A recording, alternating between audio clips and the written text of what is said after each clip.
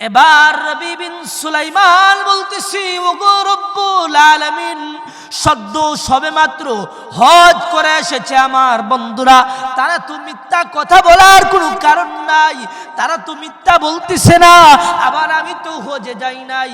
ওগো আল্লাহ, আমার বন্ধুরা আমারে ভুল বুঝতেছে। এইভাবে বলতে বলতে রবি বিন সুলাইমানের দুটা চোখ বন্ধ হয়ে গেছে, তন্দ্রা চলে আসছে, ঘুম চলে আসছে। ওই ঘুমের ঘরে রবি বিন সুলাইমান স্বপ্নে দেখে তার ঘরের ভিতরে আল্লাহর পয়গম্বর বিশ্ব নবী রাহমাতুল লিল আলামিন তার ঘরের মধ্যে তাশরিফ এনেছেন। সুবহানাল্লাহ। স্বপ্নে যদি কেউ নবীকে দেখলো, সে আসলে আল্লাহর পয়গম্বরকেই দেখলো, কারণ শয়তান কষ্টিন কালেও নবীর সুরত ধরতে পারে না, নবীর আকৃতি ধরতে পারে না। যখন স্বপ্নে দেখতেছে আল্লাহর নবী বিশ্ব নবী রাহমাতুল লিল আলামিন তার ঘরের ভিতরে প্রবেশ করেছেন, এবার নবীজি তার সঙ্গে মুসাফা করে নবীজি তার কপালের মধ্যে চুমুকাচ্ছেন আর বলতেছেন, এরে রবি বিন সুলাইমান, তুমি কি টেনশন করতেছো রে, কি চিন্তা করতেছো? তোমার চেহারার মধ্যে চিন্তার একটা চাপ বেশি আসতেছে। রবি বিন সুলাইমান কই, ইয়া রাসূলুল্লাহ, ইয়া হাবিবাল্লাহ, ওগো আল্লাহর পয়গম্বর, আমার সদ্য নতুন সবেমাত্র হজ করে এসেছে আমার বন্ধুরা, তারা বলতেছে আমাকে নাকি বাইতুল্লাহ দেখেছে, কেউ কয় আমারে মাতাফে দেখেছে, কেউ কয় মাকামে দেখেছে, কেউ কয় সাফা মারওয়ায় দেখেছে, কেউ আবার কয় গারে ঘেরায় দেখেছে, কেউ কয় আপনার রওজার সামনে দাঁড়ায় জিয়ারতে দেখেছে, কেউ কয় মিনায় দেখেছে, কেউ কয় কাঙ্কর মারতে দেখেছে। ইয়া রাসূলুল্লাহ, ইয়া হাবিবাল্লাহ, ওগো নবীজি, আমি তো হজে যাই নাই, তারা বিশ্বাস করে না, তারা কয় আমারে দেখছে। আল্লাহর রসুল কয়, ও রবি বিন সুলাইমান, তাদের কথাও সত্য, তোমার কথাও সত্য। সুবহানাল্লাহ। রবি বিন সুলাইমান কয়, ইয়া রাসূলুল্লাহ, ইয়া হাবিবাল্লাহ, ওগো আল্লাহর পয়গম্বর, দুইটা সত্য একসাথে সত্য কেমনে হয়? হয়তো আমি হজে যাই নাই, আমারে কেমনে দেখবে? আমি বাড়িতেই ছিলাম, এটাই সত্য। আবার যদি আপনি বলেন আমি হজে গিয়েছি, তাহলে আমি বাড়িতে ছিলাম না, দুইটা সত্য একসাথে তো হওয়ার কথা না। ইয়া রাসূলুল্লাহ, ইয়া হাবিবাল্লাহ, ওগো নবীজি, কেমনে কি? আল্লাহর নবী কয়, এরে রবি বিন সুলাইমান, হজি যাওয়ার সময় তুমি যেই কোরবানিটা করেছো রে, ওই কোরবানিটা আমার আল্লাহর দরবারে এত কবুল হয়ে গিয়েছে রে। আমি নবী বংশের বিধবা মহিলাকে তুমি ইজ্জত করেছো, সম্মান দিয়েছো। আমি নবীর প্রতি মহব্বত রেখে, ভালোবাসা রেখে আমার বংশের একটা মহিলাকে তুমি সাহায্য করেছো। মরা গাদার গোশত খাওয়া থেকে তুমি বিরত রেখে তোমার হজের সম্পূর্ণ টাকা তুমি দান করে দিয়েছো। এটা আমার রবের কাছে বড় পছন্দ হয়েছে, আমি নবীও খুশি হয়ে গিয়েছি। রব্বুল আলামিন হুবহু তোমার সুরতে একটা ফেরেশতা দিয়া তোমার হজ সম্পূর্ণ করেছেন। সুবহানাল্লাহ। নবীজির প্রতি ভালোবাসা, নবীজির প্রতি মহব্বত, নবীজির প্রতি প্রেম রেখে রেখে রবি বিন সুলাইমান দুনিয়ায় জান্নাত খরিদ করে নিয়েছে। কারণ নবীজিকে যে স্বপ্নে দেখলো, তার জন্য জাহান্নামের আগুন হারাম হয়ে যায়। রবি বিন সুলাইমান একে তো হজের সব পেয়ে গেল, দ্বিতীয়ত আল্লাহর তরে জান্নাত খরিদ করে নিল। সুবহানাল্লাহ। কিছুক্ষণ পরে যখন আবার ঘুম লেগে যায়, রবি বিন সুলাইমান লক্ষ্য করে দেখে দুইজন ফেরেশতা আগমন করেছে। একজন তার মাথার দিকে, আরেকজন তার পায়ের দিকে। একজন ফেরেশতা আরেকজনরে বলতেছে, এই ফেরেশতা জাননি রে, এই বছর যারা হজে গিয়েছে কারো হজ আল্লাহর দরবারে কবুল হয় নাই রে। রবি বিন সুলাইমান পেরেশানির মধ্যে পড়ে গেলেন, চিন্তার মধ্যে পড়ে গেলেন। আরেকজন কয় কবুল হয়েছে সবে মাত্র একজনের হজ। বলে কার হজ? বলে রবি বিন সুলাইমানের সুরত ধরে যে ফেরেশতা খানায় কাবা বাইতুল্লাহ তওয়াফ করেছে, আল্লাহর ঘর জিয়ারত করেছে, নবীর রওজায় দাঁড়ায় সালাম দিয়েছে, কাঙ্কর মেরেছে, সাফা মারওয়া করেছে, ওই ফেরেশতার হজ আল্লাহ কবুল করছে। আর এর সব রবি বিন সুলাইমানের নামায় আমলের মধ্যে দিয়েছে। আর ওই ফেরেশতার খাতিরে রব্বুল আলামিন ওই বছরের যত হাজী সাহেবরা ছিলেন সমস্ত হাজী সাহেবদের হজ আমার আল্লাহ কবুল করে নিয়েছে। সুবহানাল্লাহ। দুনিয়াতে মানুষ সফর করে অনেক জায়গায় যায়। আল্লাহ তাআলা টাকা পয়সা দিয়েছেন বিভিন্ন রাষ্ট্রে, বিভিন্ন দেশে, কেউ German, Japan, Europe, America, London, Canada, মালদ্বীপ, বিভিন্ন দেশে মানুষ সফর করার জন্য যায়। আহা, আপনি সফর করবেন, আপনি বাইতুল্লাহ যান, আল্লাহর ঘরে যান, দেখবেন দিলের হালত আল্লাহ তাআলা পরিবর্তন করে দিবে। নবদম্পতি বিবাহ শাদী করার পরে, বিবাহ বন্ধনে আবদ্ধ হওয়ার পরে বিভিন্ন রাষ্ট্রে হানিমুন করতে যায়, মালদ্বীপ যায়, সিঙ্গাপুর যায়, চায়নায় যায়। ও আল্লাহর বান্দা, আল্লাহ তাআলা তোমাকে ধন সম্পদ দিয়েছে, টাকা পয়সা দিয়েছি, তোমাকে আল্লাহ তাআলা সামর্থ্যবান বানিয়েছে। তুমি নতুন বিবাহ বন্ধনে আবদ্ধ হইয়া নতুন বিবি নিয়া তুমি খানায় কাবা বাইতুল্লাহ তওয়াফে চলে যাও, উমরা করতে চলে যাও। যদি তোমার জীবনের সূচনা লগ্নেই রবের ঘর তওয়াফ কইরা কইরা, নবীর রওজা জিয়ারত কইরা কইরা শুরু হয়, ওই তোমার ওই বিবির কাছ থেকে নেককার সন্তানই আসবে, বদগার সন্তান আসবেন। এজন্য সফর করেন। তেমনি একটি ঘটনা, আল্লাহর ওলি হযরত রবি ইবনে সুলাইমান রাহমাতুল্লাহি আলাইহি, উনি প্রতি বছর ওনার বন্ধুদের নিয়ে বিভিন্ন রাষ্ট্রে, বিভিন্ন দেশে সফর করার জন্য যাইতেন। বন্ধুদের কি একত্রিত হইয়া বলতেছেন, বন্ধুরা আমার, আমরা তো প্রতি বছর বিভিন্ন রাষ্ট্রে, বিভিন্ন দেশে সফর করার জন্য যাই, চলো এবার আমাদের সফরটা যেন হয়ে যায় বাইতুল্লাহ, খানায় কাবা, আল্লাহর ঘরে আমরা চলে যাই। সব বন্ধুরা মতামত দিলেন, ঠিক আছে, আমরা এই বছরের সফর বাইতুল্লাহ করে আমরা হজ সম্পূর্ণ করি। তখনকার যুগে বর্তমানে যেভাবে বিমানের ব্যবস্থা আছে, জাহাজের ব্যবস্থা আছে, তখন ছিল না। মানুষ পায়ে হেঁটে হেঁটে আল্লাহর ঘর বাইতুল্লাহ তওয়াফ করার জন্য মানুষ যাইত। 2 বছর আগের ঘটনা, আমাদের বাংলাদেশের ছেলে আলিফ মাহমুদ পায়ে হেঁটে হেঁটে বাংলার জমিন থেকে সেই সৌদি আরবে যায়া আল্লাহর ঘরে যায়া তওয়াফ করেছে, নবীর রওজা জিয়ারত করেছে, পায়ে হেঁটে হেঁটে যায়া। যেহেতু এখন বিমানের ব্যবস্থা আছে, জাহাজের ব্যবস্থা আছে, এখন আর পায়ে হেঁটে যাওয়ার কোনো প্রয়োজন নাই। যাই হোক, সে হচ্ছে অন্য কথা।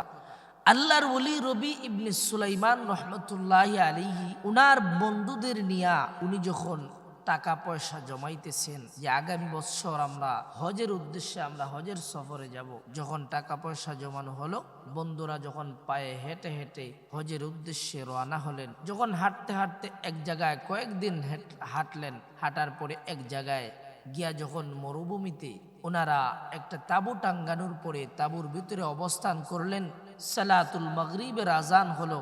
হযরত রবি ইবনে সুলাইমান রাহমাতুল্লাহি আলাইহি নিজে সালাতুল মাগরিবের নামাজের ইমামতি করলেন।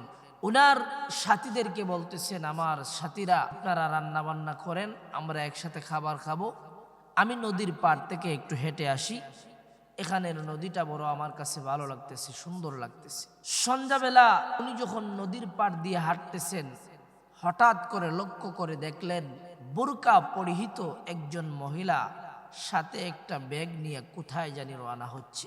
উনি চিন্তা করলেন, রাত্রিবেলা মহিলা কোথায় যায়, নিশ্চয়ই খারাপ কোনো কাজের উদ্দেশ্যে রওনা হয়েছে।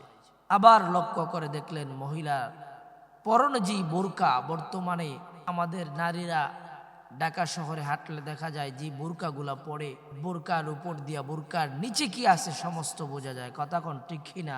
আমাদের মা বোনেরা আগে তারা বোরকা পরতো, বোরকার ভিতরে 70 বছরের বৃদ্ধ মহিলা আছে নাকি 17 বছরের যুবতী আছে, বোঝার কোনো কুদরত ছিল না। কথা কোন ঠিক কিনা? কিন্তু উনি লক্ষ্য করে দেখলেন যে মহিলা আসতেছে খুব সুন্দরভাবে বোরকা পরিহিত, এবং রাস্তার ডান পাশ দিয়া সুন্নতি কদম রেখে রেখে হেঁটে হেঁটে আসতেছে। চিন্তা করলেন মহিলাটা কোথায় যাচ্ছে, আমি লক্ষ্য করব। উনি যখন মহিলার পিছন পিছন যাওয়া শুরু করলেন, যায় দেখতেছেন মহিলা এক জায়গায় যায় একটা গর্তের ভিতরে প্রবেশ করছে। উনি হয়তো ভাবলেন গর্তের ভিতরে কোনো পুরুষ রয়েছে, কোনো পুরুষের সাথে ওই মহিলা জিনা বেবিচার অন্যায় অত্যাচারের মধ্যে লিপ্ত হবে। উনি মনে মনে ভাবলেন আমি রবি ইবনে সুলাইমান এখানে থাকতে ওই মহিলাকে আমি জিনা বেবিচারে লিপ্ত হতে দিব না। যখন উনি আর একটু সামনে গিয়ে উকি দিলেন, দেখলেন ওই গর্তের ভিতরেই মরা একটা গাধা, ওই গাদার গুস্ত মহিলা পিস পিস কইরা ব্যাগের ভিতরে ঢুকাইতেছে। উনি মনে মনে ভাবতেছেন গাদার গুস্ত, এক তো গাদার গুস্ত হারাম, আবার মরা গাদার গুস্ত ডবল হারাম। উনি ভাবলেন হয়তো মহিলার হোটেলের সাথে কোনো সম্পর্ক আছে, হোটেলের মধ্যে গুস্তগুলা নিয়ে দিবি আর মুসলমানরা ওই গুস্তগুলা খাবে। আমি রবি ইবনে সুলাইমান এটা বরদাস্ত করতে পারবো না। অথবা ওই মহিলা কোনো খসাইয়ের সঙ্গে সম্পর্ক আছে, খসাইয়ের কাছে ওই গুস্তগুলা নিয়ে দিবে, খসাই বিক্রি করবে আর মুসলমানরা খাবে। আমি রবি ইবনে সুলাইমান এটা আমি বরদাস্ত করতে পারবো না। এবার মহিলা যখন গোস্তটা ব্যাগের ভিতরে ঢুকায় আবার মহিলা রওনা হয়ে গেছে মহিলার গন্তব্যের দিকে। মহিলা যখন একটা গড়ের ভিতরে যায় প্রবেশ করলো, মহিলার গড়ের ভিতরে যাওয়ার পরে ওই গড়ের মধ্যেই রবি ইবনে সুলাইমান কানটা লাগায়া দেখলেন ওই গড়ের ভিতর থেকে আল্লাহর কোরআনের তেলাওয়াতের আওয়াজ শোনা যায়। সুবহানাল্লাহ। আর একটা ছোট্ট শিশু বলতেছে, মা আপনি না বললেন আমাদেরকে খাবার দিবেন, আজ 3 দিন হয়ে গেল আমাদেরকে কোনো খাবার দেন না। এই কথোপকথন যখন রবি ইবনে সুলাইমান শুনলেন, রবি ইবনে সুলাইমান এবার যায় মহিলার দরজার মধ্যে করাঘাত করলেন, নক করলেন। মহিলা ভিতর থেকে বলতেছে, কে আপনি, কি আপনার পরিচয়? রবি বিন সুলাইমান জবাব দেয়, মাগো আমি একজন পথিক মুসাফির, আমার বড় পানির পিপাসা লেগেছে, আমাকে কি একটু পানি পান করাইবা মা? মহিলা দরজা খুলে রবি বিন সুলাইমান কি পানি দিল। এবার রবি বিন সুলাইমান বিসমিল্লাহ বলে পানি পান করলেন। পানি পান শেষে বলতেছেন, মাগো আমি লক্ষ্য করে দেখলাম আপনি যায়া গাদার গুস্ত নিয়ে আসলেন, আপনার মেয়েটা বলতেছে খাবার খাবে, আপনি আপনার মেয়েটাকে গাধার গুস্ত খাওয়াবেন? মাগো আমাকে বলেন না দেখি, আপনি একজন মা হইয়া কেমনে আপনার মেয়েরে আপনি গাদার গুস্ত খাওয়াইবেন? মাগো আমার একটু বলেন না দেখি। এমনি মহিলা বলতেছে, রে পথিক মুসাফির, তুমি তোমার রাস্তায় চলে যাও, আমাদের কাহিনী জেনে তোমার কোনো লাভ হবে না। রবি বিন সুলাইমান বলতেছি, মা আপনি যদি আমাকে না বলেন আমি এই দেশের রাষ্ট্রপ্রধানের কাছে যায়া বিচার দায়ের করব। আপনি একজন মা হইয়া আপনার মেয়েকে মরা গাদার গোস্ত খাওয়াইবেন, আমি রবি বিন সুলাইমান এটা বরদাস্ত করতে পারবো না। এবার মহিলা বলতেছে, রে পথিক মুসাফির শুনেন তাহলে, আমি একজন সৈয়দ বংশের মহিলা, নবী বংশের মহিলা, আমি কোথাও কাজ করব আমার কেউ কাজও দেয় না, আবার যে কাজ করব তাও আমার ভয় হয় যদি পর্দা লঙ্ঘন হয়ে যায়। এজন্য আমি বাধ্য হইয়া জরুরত পরিমাণ আমি গোস্ত নিয়ে এসেছি। আমার বাচ্চাগুলা 3টা বাচ্চা, আজ 4 দিন হয়ে গেল আমার বাচ্চাগুলাকে আমি কোনো খাবার দিতে পারি নাই, আমার বাচ্চাগুলা অনাহারে আছে, আমি বাধ্য হইয়া মরা গাদার গোস্ত নিয়ে এসেছি। রবি বিন সুলাইমান বলতেছে, মাগো একটু সময় অপেক্ষা করেন, ওই গোস্তগুলা আপনার মেয়েগুলারে খাওয়ায়েন না। দৌড়ায়া রবি বিন সুলাইমান যাইতেছে আর ভাবতেছে, আমি হজে যাব, বাইতুল্লাহ যাব, খানায় কাবায় যাব, আমি নবীর রওজা মুবারকি যাব, নবীর রওজা দ্বারা নবীজিকে সালাম দিব। নবীজি যদি আমারে বলে, এরে রবি বিন সুলাইমান, তুমি হজে আসার সময় দেখে আসলা আমার ফ্যামিলির, আমার বংশের একজন বিধবা মহিলা ওনাগারে অভাব অনটনে পইরা বাধ্য হইয়া হারাম মরা গাদার গুস্ত তার বাচ্চা গুলারে খাওয়াইতেছে। তুমি এখানে তোমার কোনো প্রতিবেদন করলা না, এখানে তুমি মহিলাকে কোনো হেল্প করলা না, তুমি হজে চলে আসলা। যদি আল্লাহর পয়গম্বর আমারে জিজ্ঞাসা করে তাহলে আমি কি জবাব দিব?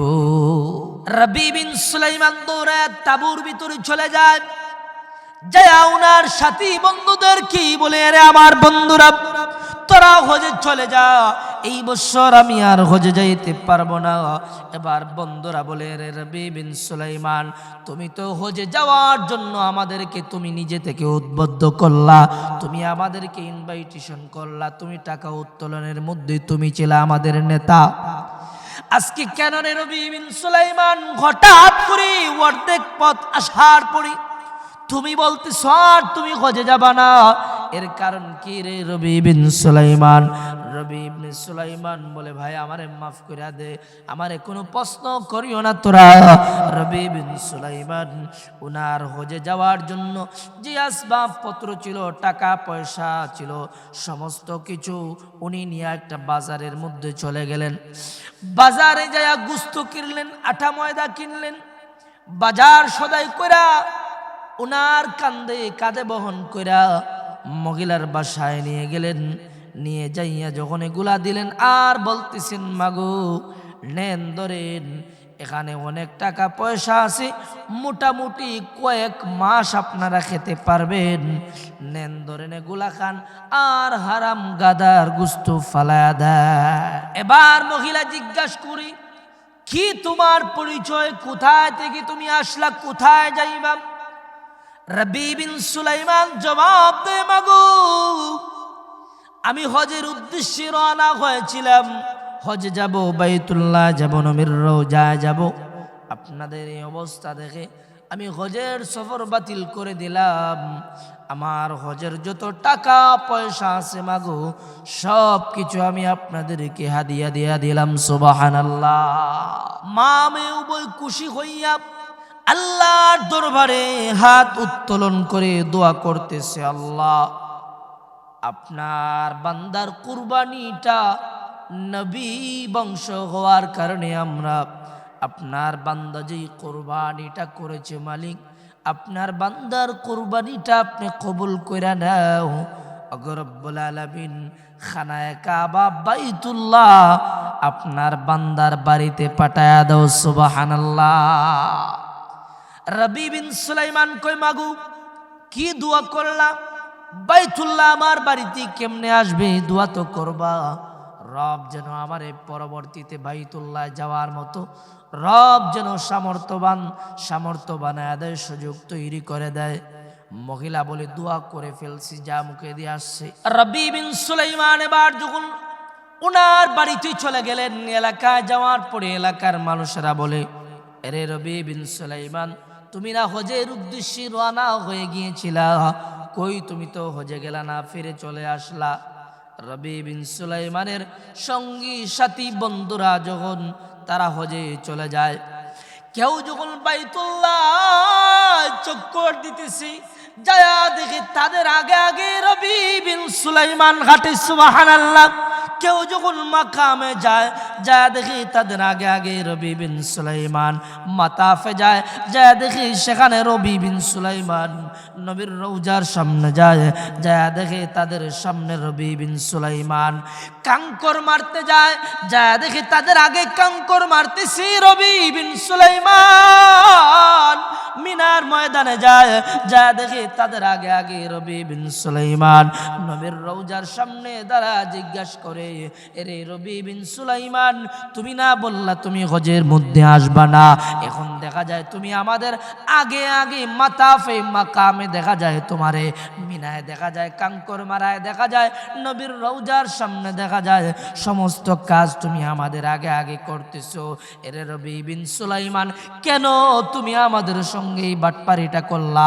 আমাদের সঙ্গে কেন এমন প্রতারণা করলা? রবি বিন সুলাইমান বলে, ভাই কথা পরে বলবো, নে ধর আমার একটা ব্যাগ তোরা হাতের মধ্যে রাখ, পরে দেখা হলে কথা বলবো।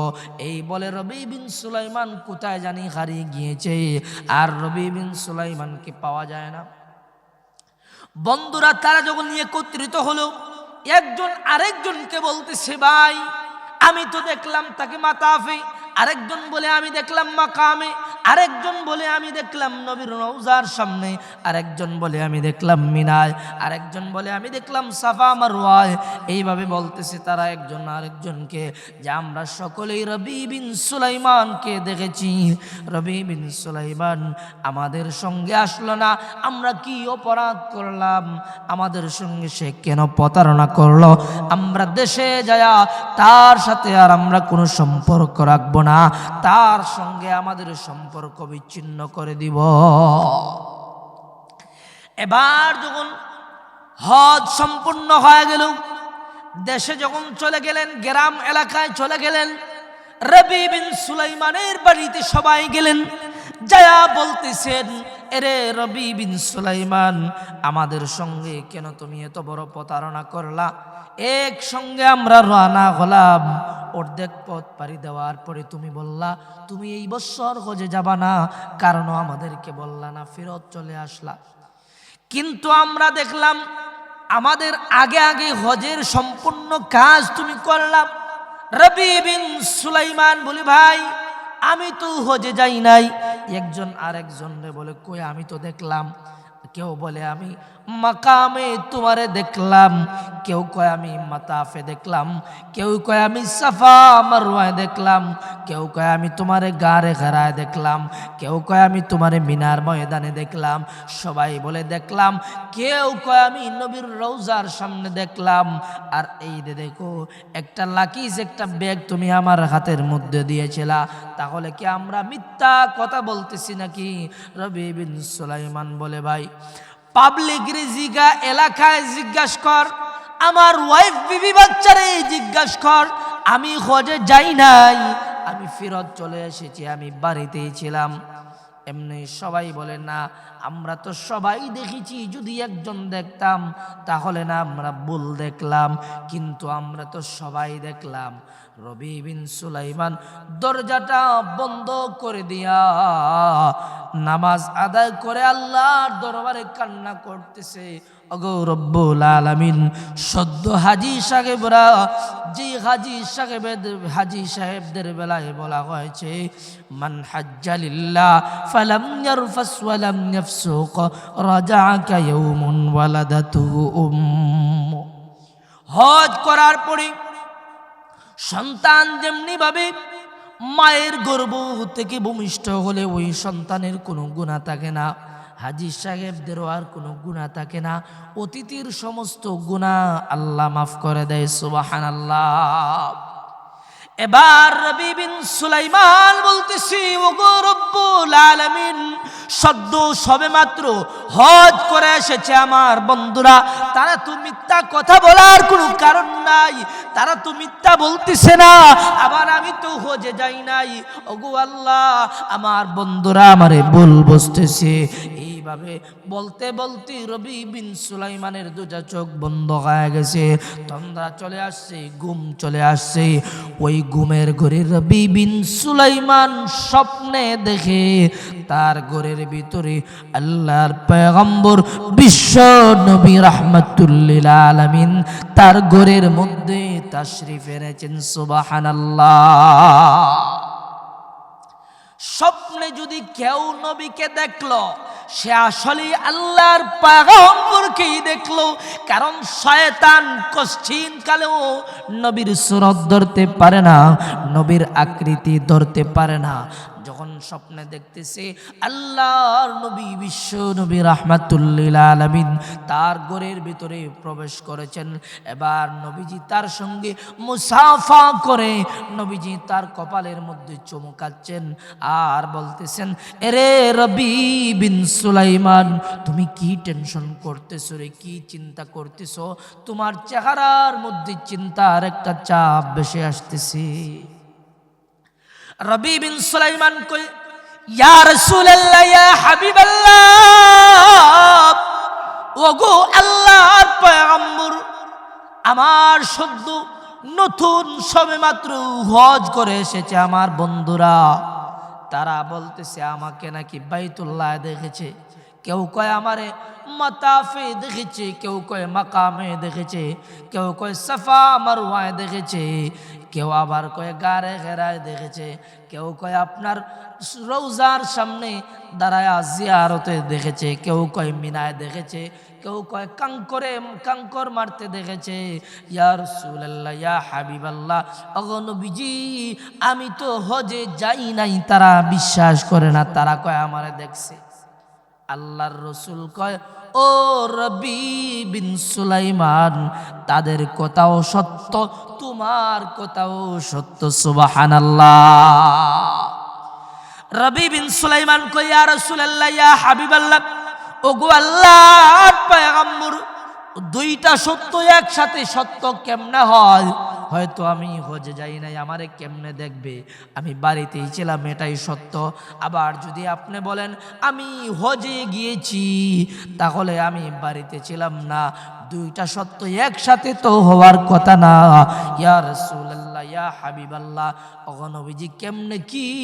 আল্লাহর নবী কয়, এরে রবি বিন সুলাইমান, হজি যাওয়ার সময় তুমি যে কোরবানিটা করেছো রে, ওই কোরবানিটা আমার আল্লাহর দরবারে এত কবুল হয়ে গিয়েছে রে। আমি নবী বংশের বিধবা মহিলাকে তুমি ইজ্জত করেছো, সম্মান দিয়েছো। আমি নবীর প্রতি মহব্বত রেখে, ভালোবাসা রেখে, আমার বংশের একটা মহিলাকে তুমি সাহায্য করেছো। মরা গাদার গুস্ত খাওয়া থেকে তুমি বিরত রেখে তোমার হজের সম্পূর্ণ টাকা তুমি দান করে দিয়েছো। এটা আমার রবের কাছে বড় পছন্দ হয়েছে, আমি নবীও খুশি হয়ে গিয়েছি। রব্বুল আলামিন হুবহু তোমার সুরতে একটা ফেরেশতা দিয়া তোমার হজ সম্পূর্ণ করেছেন, সুবহানাল্লাহ। নবীজির প্রতি ভালোবাসা, নবীজির প্রতি মহব্বত, নবীজির প্রতি প্রেম রেখে রেখে রবি বিন সুলাইমান দুনিয়ায় জান্নাত খরিদ করে নিয়েছে। কারণ নবীজিকে যে স্বপ্নে দেখলো, তার জন্য জাহান্নামের আগুন হারাম হয়ে যায়। রবি বিন সুলাইমান একে তো হজের সব পেয়ে গেল, দ্বিতীয়ত আল্লাহর তরে জান্নাত খরিদ করে নিল, সুবহানাল্লাহ। কিছুক্ষণ পরে যখন আবার ঘুম লেগে যায়, রবি বিন সুলাইমান লক্ষ্য করে দেখে দুইজন ফেরেশতা আগমন করেছে। একজন তার মাথার দিকে, আরেকজন তার পায়ের দিকে। একজন ফেরেশতা আরেকজনরে বলতেছে, এই ফেরেশতা, জানোনি রে, এই বছর যারা হজে গিয়েছে কারো হজ আল্লাহর দরবারে কবুল হয় নাই রে। রবি বিন সুলাইমান পেরেশানির মধ্যে পড়ে গেলেন, চিন্তার মধ্যে পড়ে গেলেন। আরেকজন কয়, কবুল হয়েছে সবে মাত্র একজনের হজ। বলে কার হজ? বলে রবি বিন সুলাইমানের সুরত ধরে যে ফেরেশতা খানায় কাবা বাইতুল্লাহ তওয়াফ করেছে, আল্লাহর ঘর জিয়ারত করেছে, নবীর রওজায় দাঁড়ায় সালাম দিয়েছে, কাঙ্কর মেরেছে, সাফা মারওয়া করেছে, ওই ফেরেশতার হজ আল্লাহ কবুল করছে। আর এর সব রবি বিন সুলাইমানের নামায় আমলের মধ্যে দিয়েছে। আর ওই ফেরেশতার খাতিরে রব্বুল আলামিন ওই বছরের যত হাজী সাহেবরা ছিলেন, সমস্ত হাজী সাহেবদের হজ আমার আল্লাহ কবুল